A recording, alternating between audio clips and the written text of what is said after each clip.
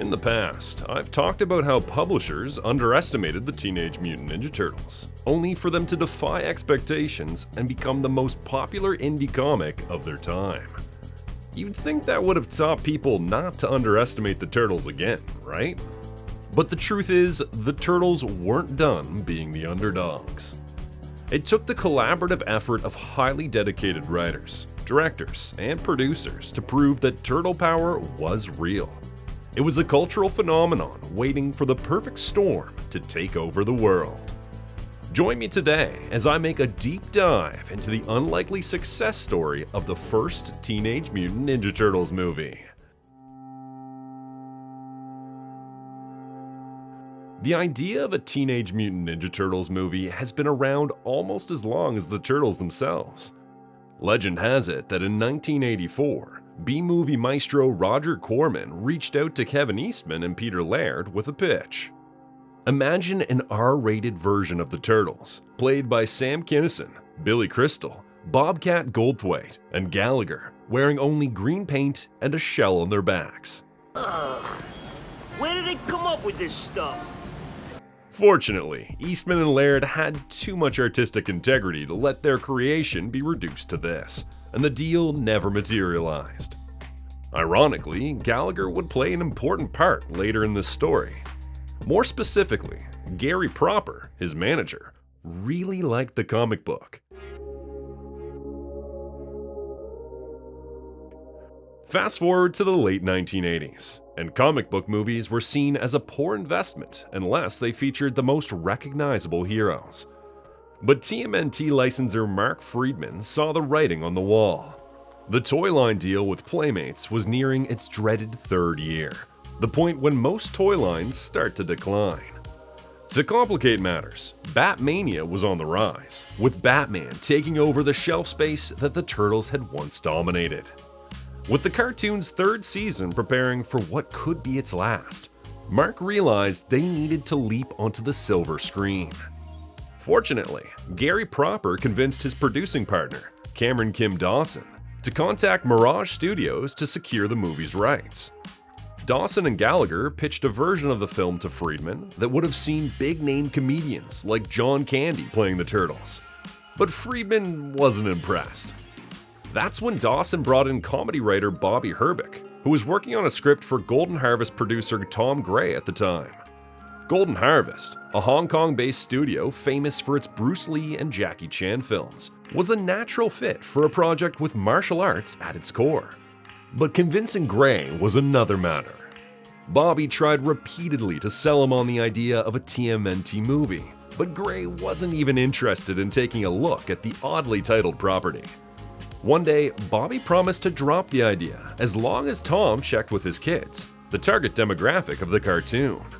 This changed Tom's perspective, but he still wasn't convinced it was a safe investment. In a meeting with Bobby and Dawson, Gray eventually realized this wasn't so different from other Golden Harvest projects. They could cast stuntmen in rubber suits instead of expensive actors, film in Hong Kong, sell the movie to Japan, and make their money back through residuals in the secondary market. Gray and Dawson secured the movie rights from Kevin and Peter, but the creators still had approval rights to the story. And that would be a full-time job for Bobby, who had to move to Massachusetts to get the movie approved. Many treatments were pitched to the creators, and it is known that at some point, the Mousers and Baxter were going to be in the movie. One of Bobby's notable contributions was the character Tatsu, based on his sister's husband, a Japanese man Bobby saw as a yes boss kind of guy. In the end, the treatment Kevin and Peter agreed on focused on the Turtles fighting the Foot Clan, which was recruiting runaway teenagers off the streets. However, Bobby's script leaned too heavily on comedy for Kevin and Peter's taste, forcing Gray and Dawson to take desperate measures to make the movie happen. It was becoming clear that to please the creators, they needed to bring someone with an artistic view of the property that could flesh out the drama in Bobby's treatment. That was when Steve Barron and his producing company Limelight Entertainment were brought in to direct the movie. Tom Gray contacted Steve because of his dominance over MTV, as he was a well-known music video director. Steve Barron played a pivotal role in getting things right. After getting his hands on the comic book, he knew he wanted to direct the movie. He carefully selected scenes from the first graphic novels that he felt had to be in the film, significantly influencing the script. The next crucial addition was Todd W. Langen, who was brought in to do a page-one rewrite of the script. Known for his work in television, Todd had a reputation for being fast and cheap. With just 10 days to write the first draft, his script was critical in attracting a distributor for the film. Being guardians of creative integrity was challenging, considering the property already had a very popular cartoon. Steve had to merge the two universes, retaining the darker, grittier tone of the comics, while incorporating elements like the colored bandanas and April being a reporter to make the movie more kid-friendly. Despite the pressure from Golden Harvest to lighten the tone, Steve insisted on keeping the darkness, believing that kids could handle a more sophisticated story, something he had learned from working on dark fantasy projects like The Storyteller and Labyrinth for Jim Henson. To Steve, the darker tone would be perceived by kids as just being more realistic. Of course, realistic is a tall order when your four main protagonists are not even human. Leveraging his experience, Barron brought the Jim Henson's Creature Workshop to do the Turtles. They would accomplish this by upgrading their animatronic system from the Storyteller and Labyrinth, the Henson Performance Control System. This technological leap didn't come cheap.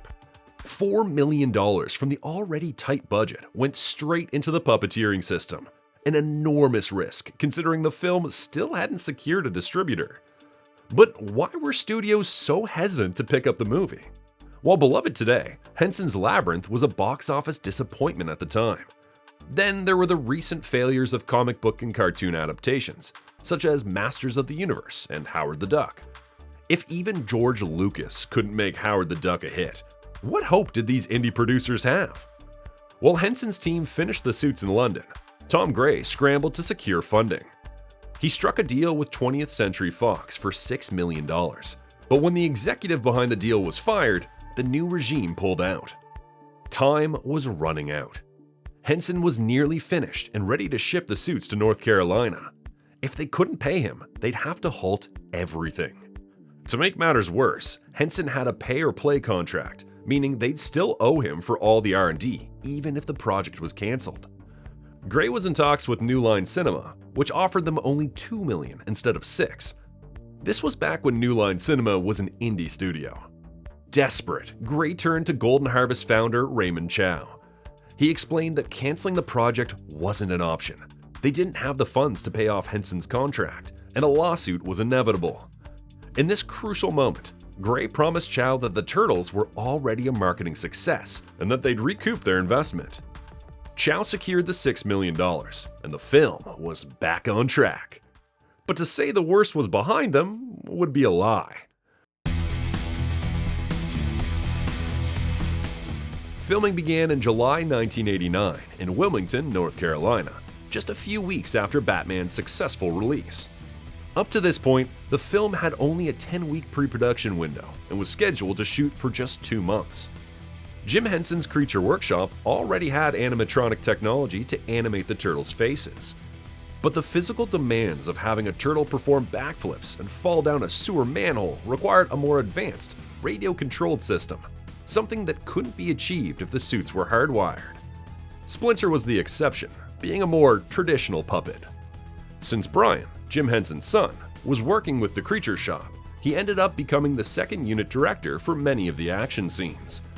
However, the radio-controlled nature of the Turtles presented unexpected complications, particularly when shooting at the farmhouse near the airport.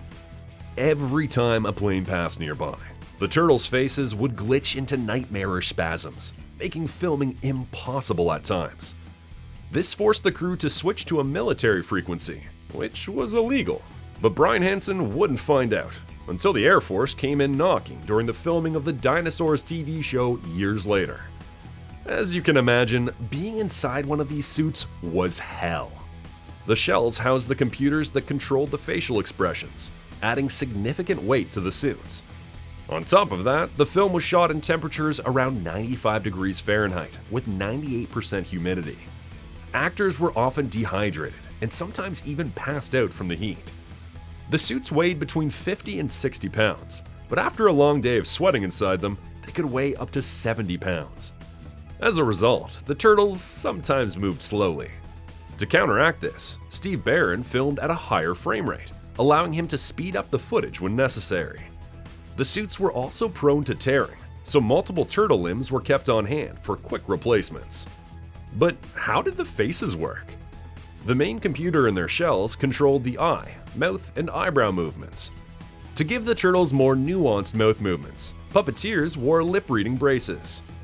But not all heads were sophisticated.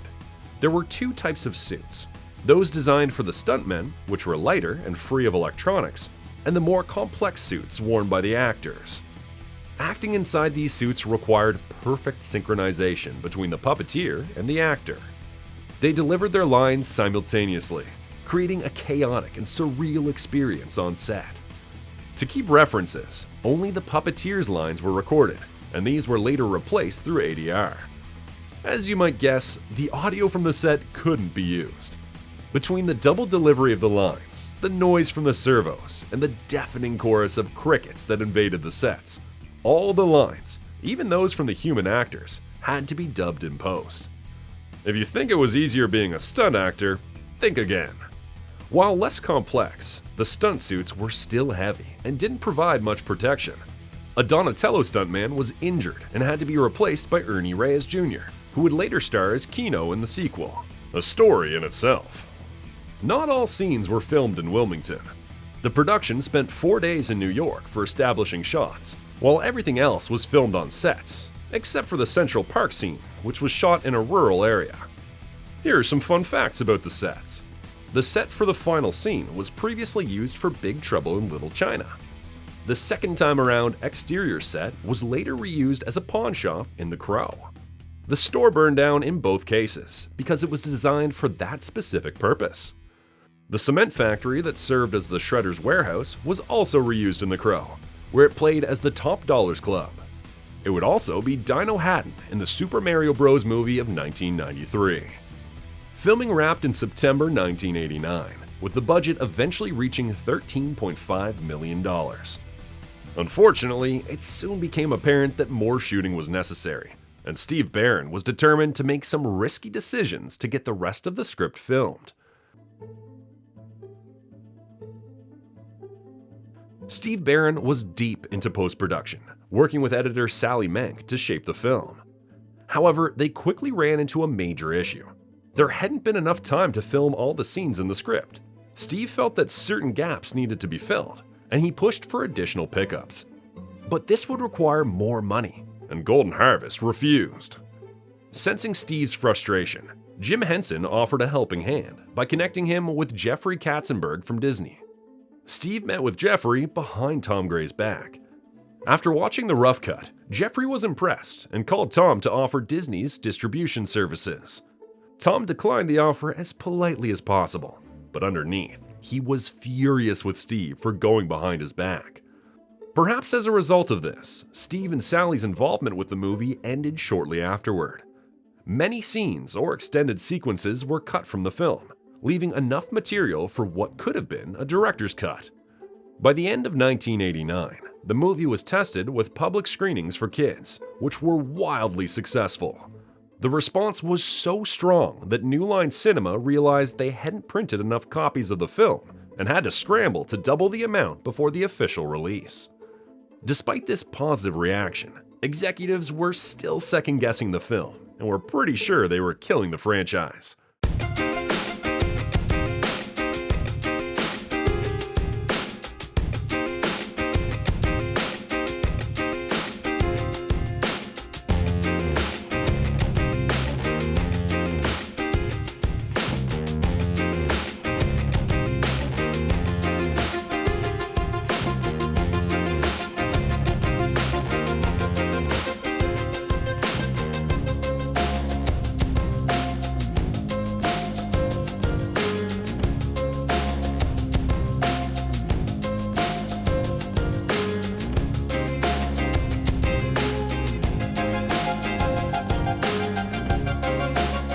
Only Josh Pais and Kevin Clash returned to voice their characters. Everyone felt Josh gave Raphael the right New Yorker personality, so he got the chance to stay. The rest of the cast was replaced in post-production because Golden Harvest wanted to use better-known actors for the roles. This change includes the Shredder, played by James Saito and voiced by David McHerron, and Tatsu, played by Toshihiro Obata and voiced by Michael McConaughey. The core cast was completed by Judith Hoag as April O'Neil, Elias Koteas as Casey Jones, Michael Turney as Danny Pennington, and Sam Rockwell as the head thug, among others.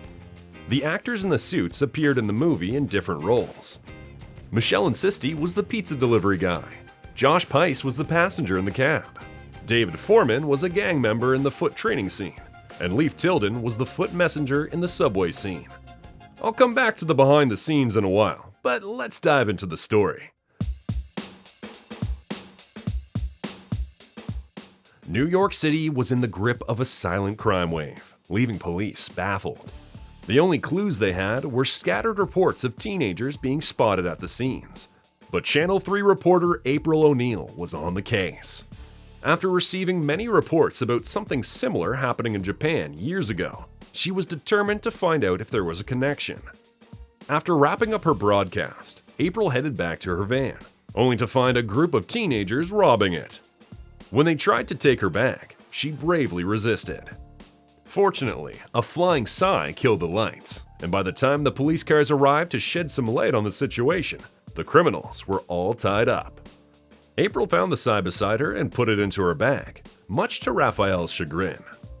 This marked the Turtles' first fight on the surface, and they were ecstatic, struggling to find the right word to describe their excitement. After learning that Raphael lost his sigh in the battle, Master Splinter urged him to let it go. It was more important to keep themselves out of sight. He warned them that their ninja skills were reaching their peak, and they needed to use them wisely, as one day he wouldn't be there to guide them.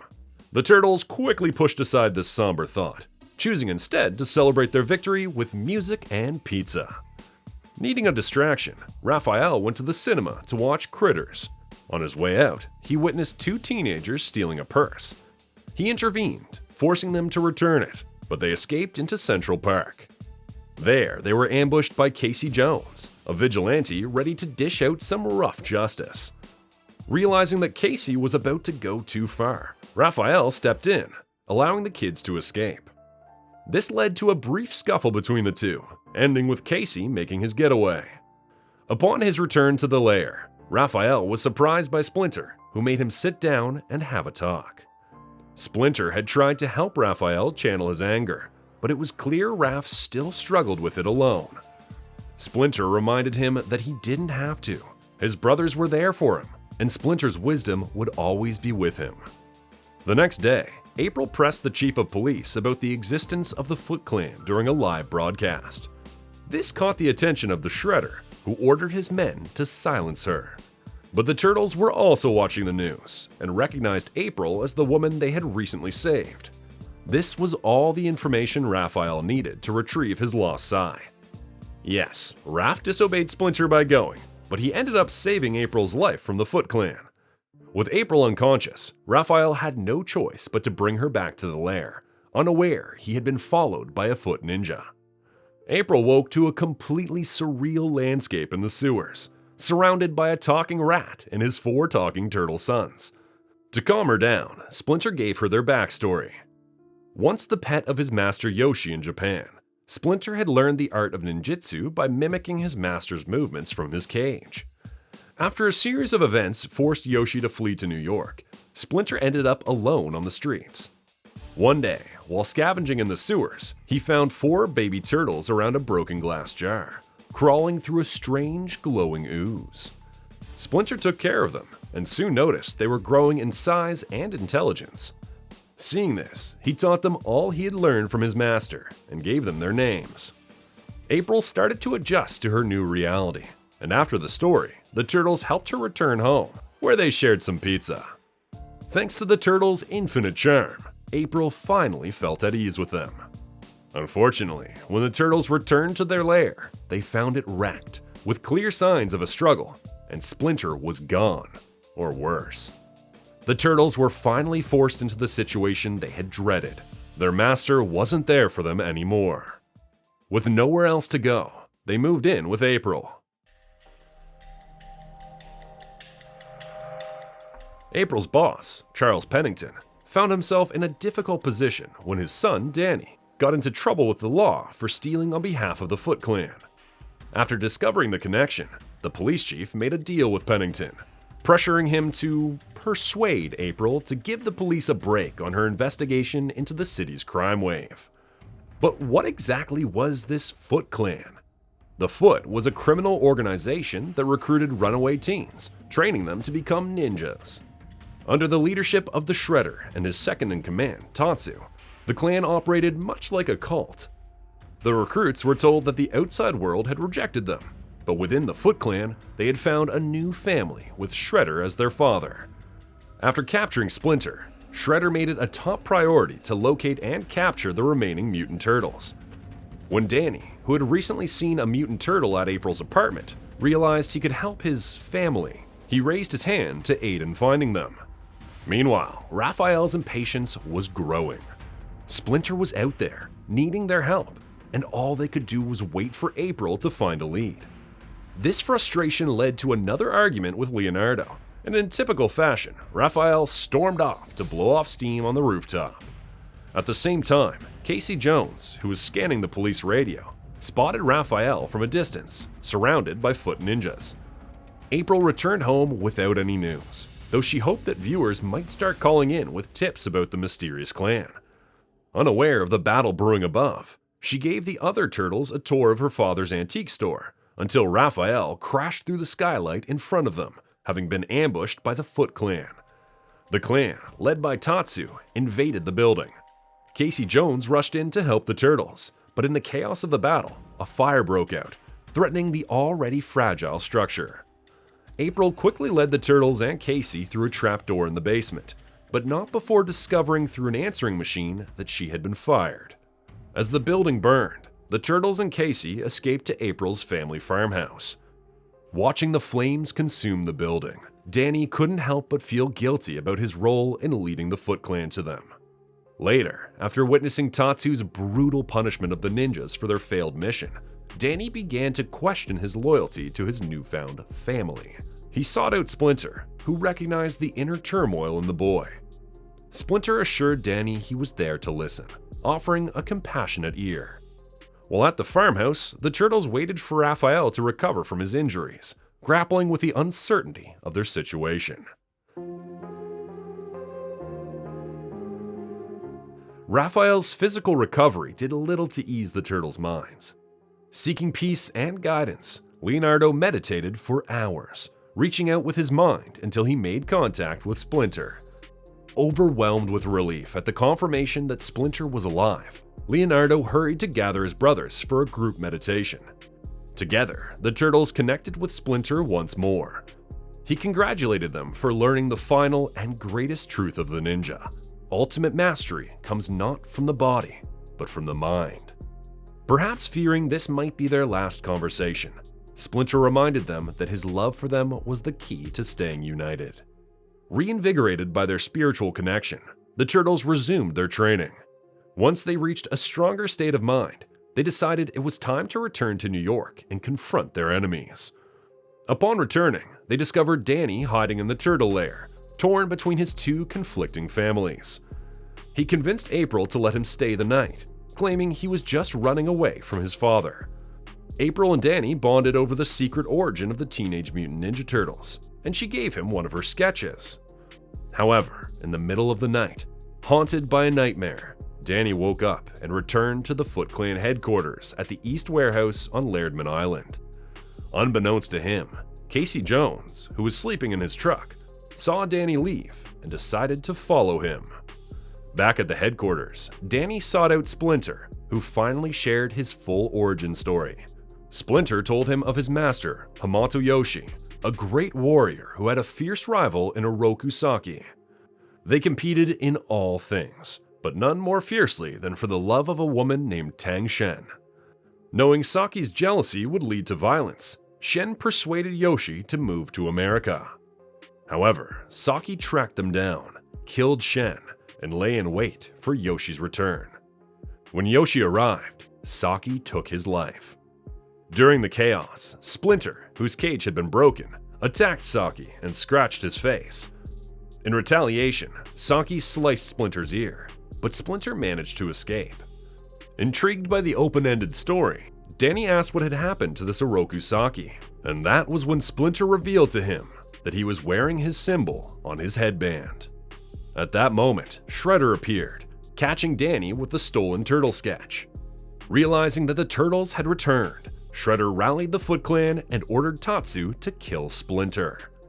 In the ensuing commotion, Casey found Danny, who now saw the truth about his false father figure. Together, they managed to rescue Splinter. However, Tatsu soon discovered them. With quick thinking and a stolen golf club, Casey overpowered Tatsu, and after putting into question their family, he influenced the teenagers to follow him. The Foot Clan invaded the turtle lair, leading to a fierce and lengthy battle. Wave after wave of attackers came at the turtles, but it soon became apparent that this might have been a ploy to drive them out of the sewers. As the fight escalated to the rooftops, the Shredder finally appeared. Meanwhile, Casey and the others arrived with Splinter, who quickly made his way to the rooftop to intervene. This was when Oroku Saki, now the Shredder, recognized Splinter as the rat that had scarred his face all those years ago. Filled with rage, Shredder charged at Splinter. But using Michelangelo's nunchuck, Splinter deftly tripped Shredder, leaving him dangling precariously from his sharpened bow staff. In a last-ditch effort, Shredder threw a knife at Splinter, but this act sealed his fate. Splinter released his grip, and Shredder plummeted into the back of a garbage truck. To finish the job, Casey pulled the lever, crushing the Shredder inside. Oops. With the battle over, the Turtles and Splinter happily reunited, and they finally came up with a definitive catchphrase, "Cowabunga!" As the police and the press arrived on the scene, the storylines came full circle. Inspired by the Turtles' true sense of family, Danny returned the $20 he had stolen from April. He then reunited with his father, who had been desperately searching for him. In a display of newfound maturity, Danny asked his father to call him Dan from now on. April also found herself with a happy ending. She got her job back, with a better salary and a nicer office. Just before going live again, April and Casey finally acknowledged their feelings for each other and shared a kiss. The end. The 1990 Teenage Mutant Ninja Turtles movie is well known for its many deleted scenes, with director Steve Barron estimating that 12 to 15 pages of the script were left unfilmed due to budget and time constraints. These missing pieces, and the removal of any traces of blood, were among the casualties of post-production editing. However, these deleted scenes and revisions offer valuable context to the story. To explore these differences, I've compared an April 1989 script revision with the final film, using additional insights from the movie's novelization by Bonnie Bryant Hiller and the black and white comic book adaptation published by Mirage. Both the novelization and the comic were based on the script rather than the movie's final cut. The script originally opened in a familiar, yet slightly different way. Similar to some of the video game adaptations, the movie would have begun with a manhole cover being blown away, leading the camera into the sewer lair. Here we would have heard April's report on the city's silent crime wave, setting the stage for the story. Parts of this sequence were filmed and can be seen in the theatrical trailer, including the iconic shot of the turtle shells emerging from the water. This would have led to the main titles without revealing the full turtles yet. The final version we see in the movie is a mix of this and another scene involving teenagers stealing for the Foot Clan. Another notable difference in the script is that April initially worked for Channel 6 instead of WTRL Channel 3. Following Raphael's trip to the movies, where he was originally supposed to watch E.T., though the comic changed this to Bat Dude, there was a scene that introduced Casey Jones in his apartment, troubled by the news of a rising crime rate. This would have been adapted right from the comics. The Central Park scene was longer, and this version of the script didn't have the interaction with the cab driver, which may have been added in a future revision. Instead, after Casey ran off, Raphael caught up to him and overpowered him, leading Casey to accuse Raph of being crazy and dangerous. This could explain Raphael's foul mood when he returned to the lair. A significant difference lies in the origin story flashback. The first flashback was intended to be in black and white, with slow motion and accent colors, staying true to the original Mirage comics. In this version, Splinter witnessed a man save a blind pedestrian from a truck, only to be hit by a canister of ooze, which then shattered the jar holding the baby turtles. This sequence may have been shortened for artistic reasons, as half of it would have been filmed with marionettes. Or maybe they didn't want to get into trouble with Marvel Comics, given the homage to Daredevil. In the script, when Mikey first said pizza, he was actually eating pizza, and it's also explained that Splinter got the idea to name the turtles after finding a battered copy of a Renaissance art book. Another extended scene involved Charles, April's boss, arguing with Danny, who decided to get out of the car in the middle of a traffic jam. Charles tried to follow him in the car, but was stopped by the police. In the long sequence at the Shredder's warehouse, there was an intermediate section between the playground and the ninja training, specifically for pickpocketing training. You could argue that this scene was recycled in the sequel as part of Kino's recruiting process. The warehouse also had dormitories, which would have made a lot of sense considering these were runaway kids. The Shredder introduction scene has a clear cut in the final version, right after some ninjas roll out a carpet in front of him. This essential scene established how much of a badass the Shredder was. He was going to sit down, and Tatsu would have placed a headband on one of his shoulders. The whole thing would have been a gauntlet for the four thugs who were arrested after their failed robbery on April's van. Whoever got their hands on the headband would be spared from punishment. The poor kids had no chance, and they all ended up with scars to remind them of the price of failure. The script also described Shredder wearing a black cape and dogie. Interestingly, the famous line, "You are here because the outside world rejects you," appears to have been added in post-production, as the script originally had a different speech, portions of which can be heard in the movie's trailer. These dubbing replacements will be a common trend in the mutilated scenes. Next, there are extended scenes in the second time around. We know some of these bits were filmed because they were mixed with the European edition of the film to remove nunchaku, but others may have never been filmed, especially in the sequence where April gives the turtles a tour while Raphael fights on the rooftop. There were more jokes in the store, and even a follow-up on the Symbols prank. In the script, April explained that the basement had a trapdoor because her grandfather used to have a refinery in the basement during Prohibition. In the original script, Shinsho, the foot ninja who was attacked by Tatsu in the dressing area, died from his injuries.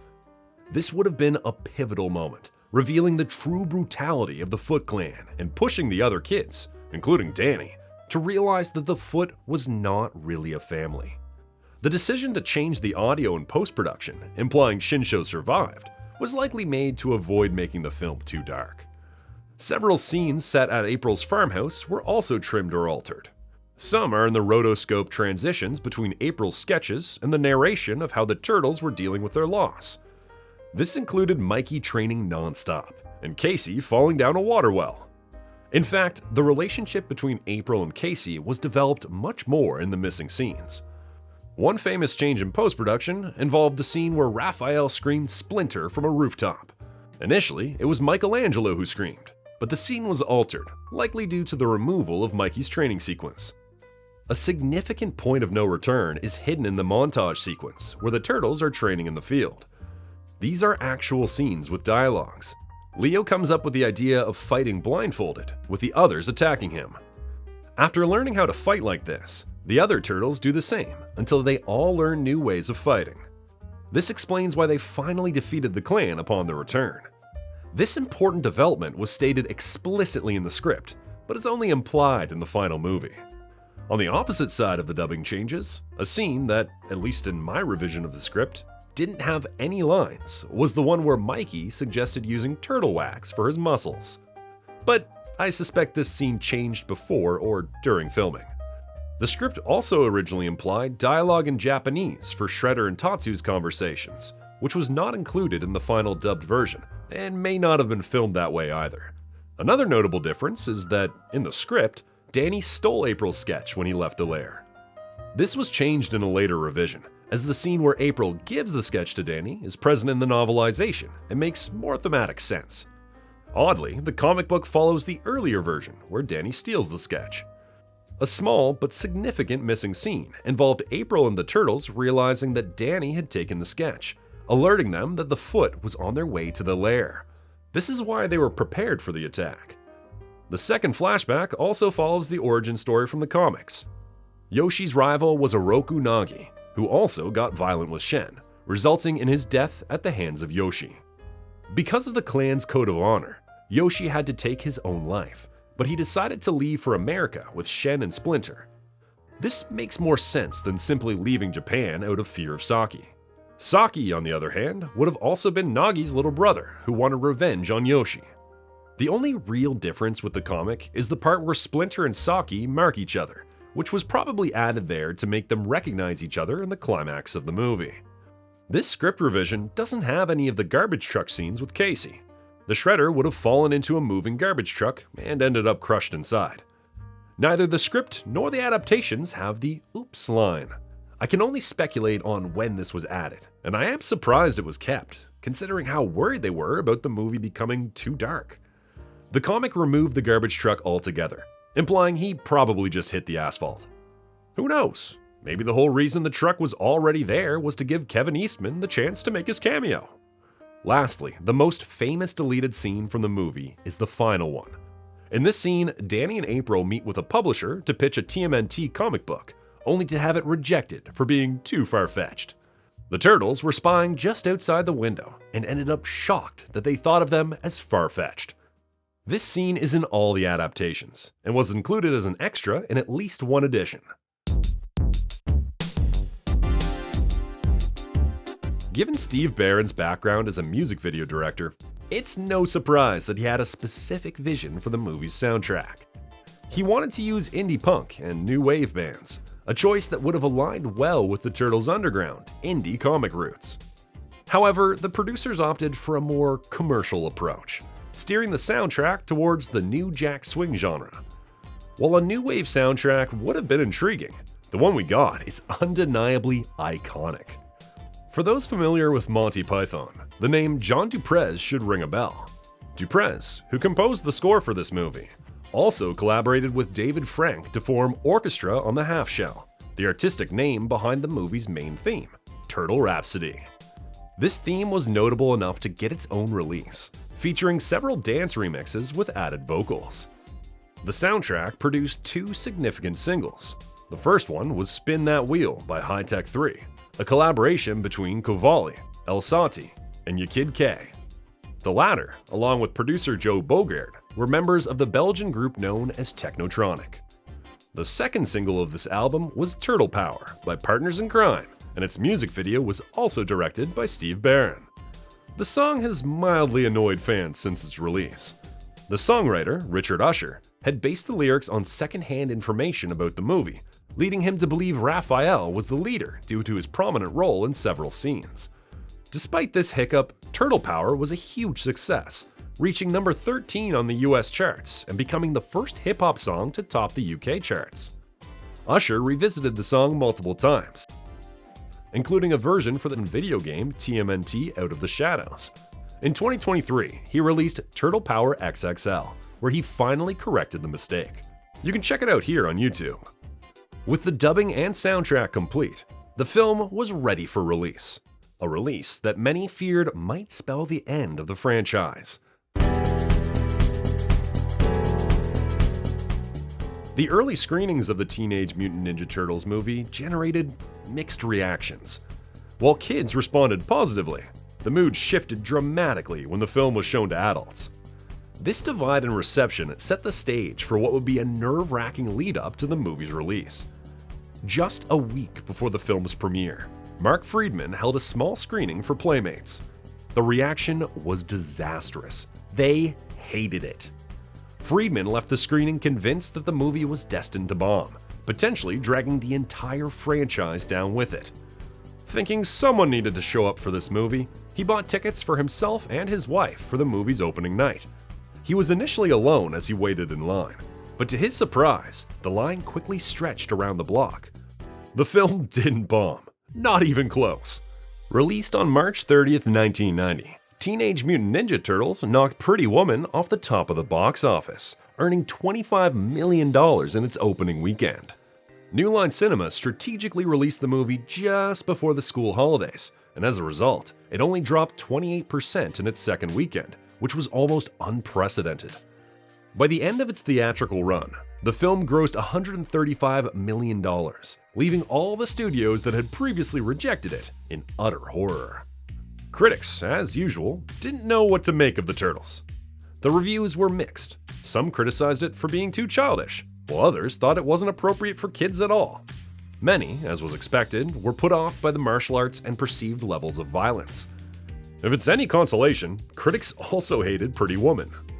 In the wake of the movie's success, the Turtles brand exploded.